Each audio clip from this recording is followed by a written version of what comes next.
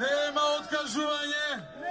Напротив, уште помотивирани од неправдите кои се повеќе и повеќе ги прават и ќе ги прават. А денес завршуваме со песна во очи на големиот празник христијански утре, Свети Ѓорги Победоносец или Ѓурѓовден. Една песна која што била и ќе биде вистина и за жал и за среќа, затоа што има кој да ја пее долги години откако е напишана. Ајде, маестро.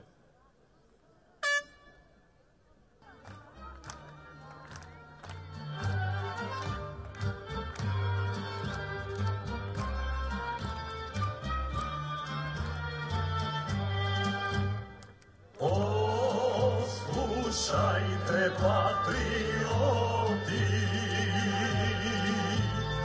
да ви кажам слово, на Ѓурѓовден бил затворен,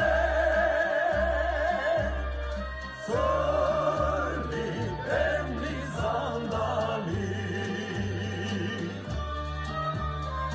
Na Ѓурѓовден бил затворен,